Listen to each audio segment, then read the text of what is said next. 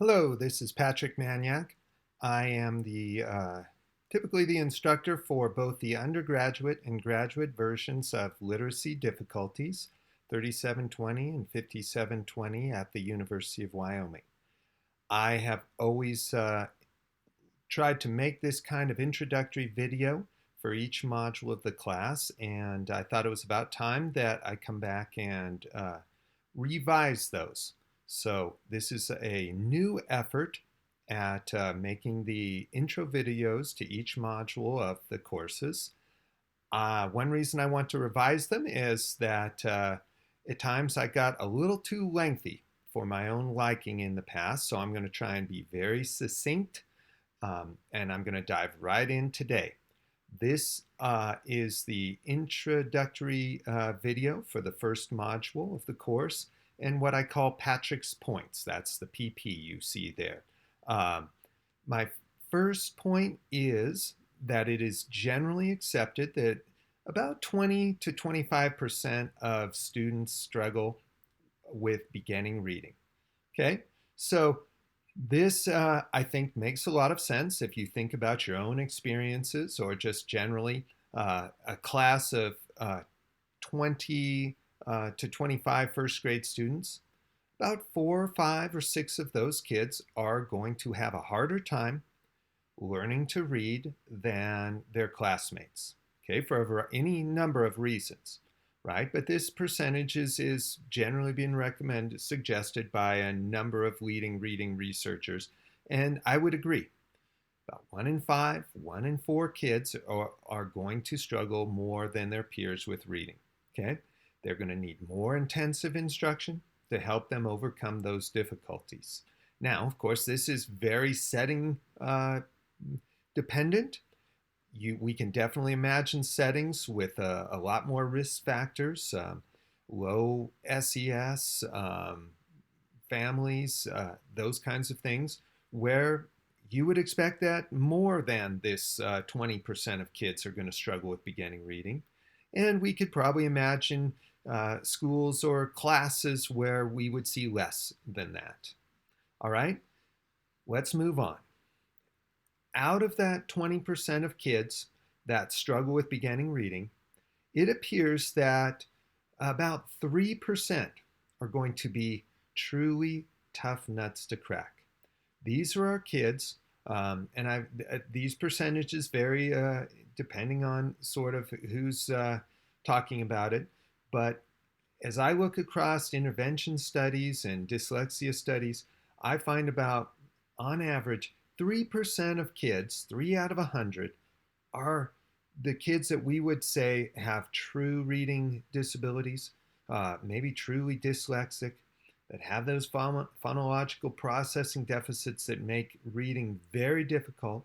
And we could intervene intensely with high quality instruction, and they're still going to struggle. Now, that's a very small percentage. Notice that after the 3% on my chart, I have a but. Here's the but. Just because 3% are truly tough nuts to crack doesn't mean that those kids in the 4th or 5th or 6th or 10th or 15th percentile are going to be a walk in the park. They will behave much more like those kids in the bottom 3% than they will their peers at the middle of this normal curve of reading progress and reading development. So, even though only 3% may have true difficulties, the 4th, 5th, 10th percentile kids are still going to take excellent, intensive intervention. But unlike those kids in the bottom 3, if we provide it, they are capable of reaching a normal band of reading achievement. Okay, so the percentage is small, but that doesn't mean the work is easy. All right, let's go to point 3. And this is now I want to look at the causes of early reading difficulty. I tend to group these causes into 3 broad categories that I think is very helpful. All right, first, we have kids with true biological deficits, typically phonological in nature, that make early reading more difficult for them than it would for their peers. We're going to say more about that in the fourth point, so I'm going to keep moving on. The second category is what I call environmental deficits. Now, those are environmental deficits specifically as they relate to learning to read. Okay, I'm not talking about other factors. You could have, a nice family environment and loving parents and still sort of, if kids are never exposed to print, they're not exposed to storybook reading, not exposed to a lot of oral language play and those kinds of things, that is going to make learning beginning literacy more difficult. Okay, now these kids who do experience this kind of quote unquote environmental deficit, well, they would fit into this upper 20 to 25% who are going to struggle more than their peers with beginning reading. But when we intervene with high quality and intensive instruction, they should be the ones that can make accelerated growth and join their peers. Because in the end, there's not that true sort of psychological or biological deficit that's holding them back. It was simply an environmental and lack of exposure to print and related skills. All right, the third category is instructional deficit. We could all imagine that you could take a group of kids with no biological or environmental deficits who enter kindergarten and do not receive good systematic instruction in things like phonemic awareness, alphabetic knowledge, early phonics and decoding, who, guess what, will behave quite a bit like their peers who do have biological or environmental deficits as they pertain to reading. So poor instruction can actually cause kids to struggle with reading who shouldn't for any other reason. Now, I've presented these as three individual categories. As you might guess, they overlap quite a bit. Could have kids who come in with biological deficits who then also experience instructional deficits. And of course, that's going to make their progress even more difficult.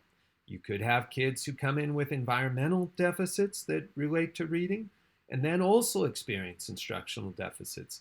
And, they're going to perform very poorly. All right, let's look closely at the biological side of things, okay? So now, there are a lot of factors that correlate to reading difficulties, for sure. I think the consensus view out there in terms of trying to look across the evidence and interpret it is what's known as the core deficit hypothesis. This states that, there are a lot of things that we can correlate to poor reading, but if you try to sort of look closely and see what are causes versus consequences, the core causes of early reading difficulties are phonological in nature. Okay, we will read about in the Shaywitz article two sort of core phonological deficits that make beginning reading difficult. The first one is phonemic awareness or phonological processing skills that make it difficult for kids to learn beginning phonics and especially to apply them in decoding words. We'll have a lot to say to that as we get into the early reading difficulties. All right. The other one is what's known as rapid automatic naming, RAN, or what I've simply abbreviated here as rapid naming. This is a separate phonological skill or ability that basically describes a child's ability to reach in and pull out known information. So it's often tested with a color test. We know kids know the names of the colors, and we test simply how automatically how rapidly they can name colors. Some kids are simply slower at this. They're slower at reaching in and pulling out the words. Uh, so you could see how this would then apply to reading.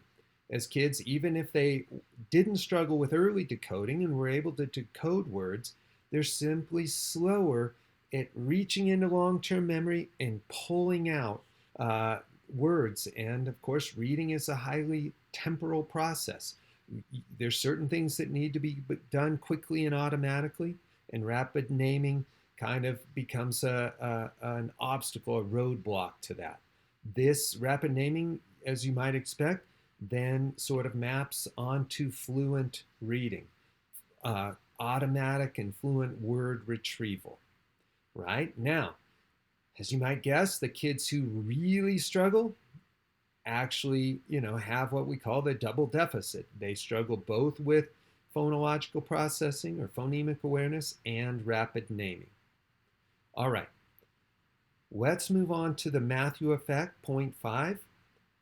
The Matthew effect was an effort back in the 1980s by a highly renowned reading researcher, Keith Stanovich, to synthesize all of the research related to word reading, to reading development, to reading difficulties, and to really tease apart again what are causes and consequences of reading difficulty. Matthew effect, it gets its name from a parable in the Bible that more or less is the parable of the rich getting richer and the poor getting poorer. And boy, does that ever explain what happens to kids in terms of reading development in our schools. Let's take the rich side of that equation for a second. Kids who enter with, none of these real deficits and who pick up beginning reading successfully, well, chances are they go on to read a fairly high volume of texts. They are well equipped to benefit from reading instruction. They learn a lot as we teach them about reading comprehension, those kinds of things. Um, they are typically motivated to read. They enjoy reading because they're good at it, and consequently, they encounter more unfamiliar words and world knowledge as they read more texts. So they grow in vocabulary, they grow in background knowledge, and that sets them up to better comprehend the more complex texts they get as they move on through the grades. Now, of course, it's the poor get poorer side of this that we're primarily concerned about in this class.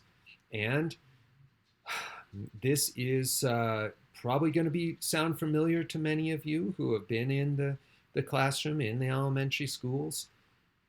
If you start with kids who have a core deficit, let's say in phonology, that makes beginning reading difficult, or we could even say that get very poor instruction in beginning reading, let's say a deficit in that domain that's not remediated,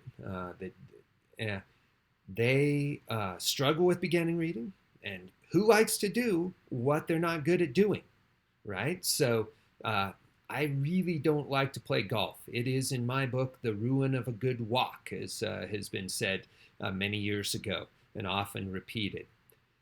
I'm not very good at it. The ball goes every which way. I don't play, and I don't get any better. Well, that's what we see with kids who struggle with beginning reading. They read less. Number one, because it's hard. Number two, because they read slower.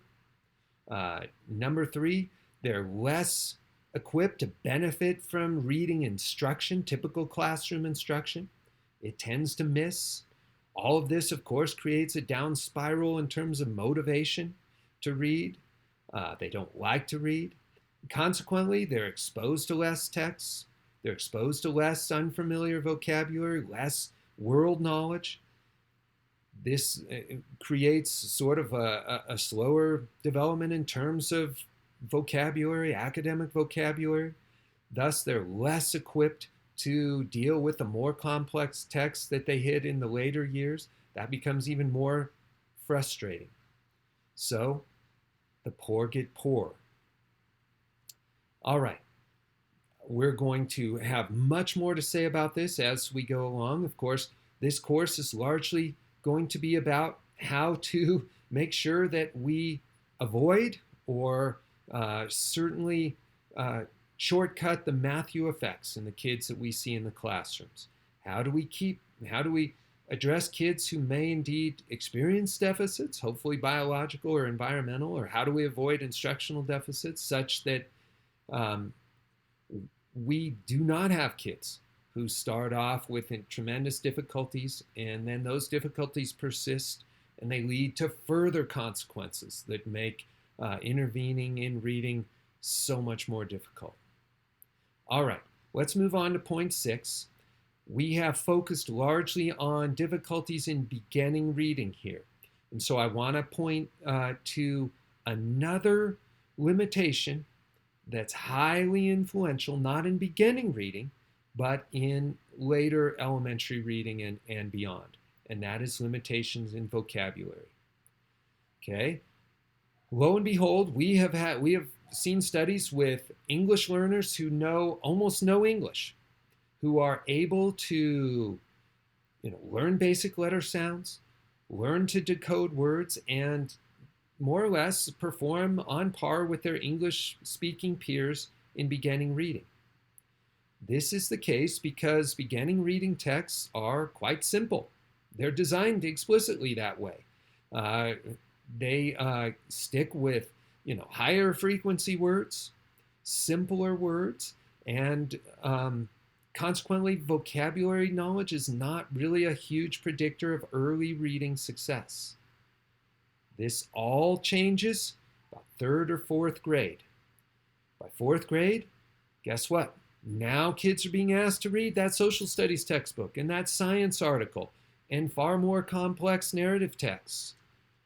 And the vocabulary in those texts really began to outpace vocabulary knowledge of many kids. And we have research that shows that if you, even kids who fail to know maybe 3 to 5% of the key vocabulary used in the text, their comprehension really suffers. So we have from the late 70s and early 1980s, the Harvard study by Jeannie Shaw and Catherine Snow into the difficulties experienced by many low SES kids in reading achievement. And they found that vocabulary knowledge was a highly sort of active ingredient in terms of those difficulties. In fact, the kids in their study kept up with their sort of higher SES peers in beginning reading up until late 3rd and 4th grade. And so they coined the term the 4th grade slump to describe what they saw in their data in terms of the reading achievement of the kids in the low SES homes. And lo and behold, the significant kind of component skill related to that was vocabulary knowledge. They were also sort of studying, observing what was happening in the homes of these students, and they found that even in the homes, the parents who may have been quite active in terms of helping students learn their basic alphabetic knowledge, even they began to struggle with the vocabulary knowledge and comprehension of the text by about 4th grade. Okay, this is also, as you might guess, incredibly accurate depiction of what happens with our English learners.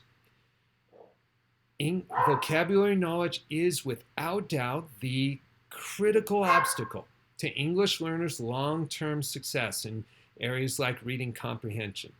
It's also tied to content knowledge and writing ability for these kids.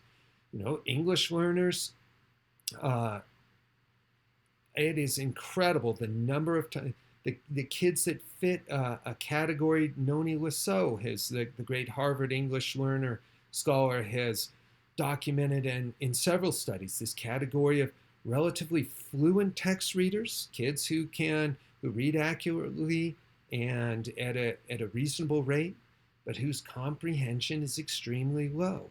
And once again, it's clear that the active sort of component or ingredient in terms of those comprehension struggles are limitations in vocabulary.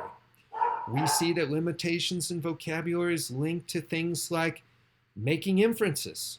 It limits things like inferring words from context.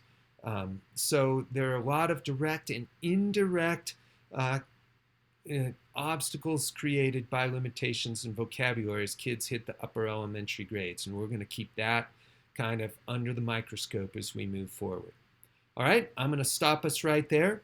That is plenty. Hopefully, I'll be able to. Please keep these points in mind, and Hopefully, I was going to say I'll be able to further sort of elaborate or clarify them as we move into the threaded discussions for this module.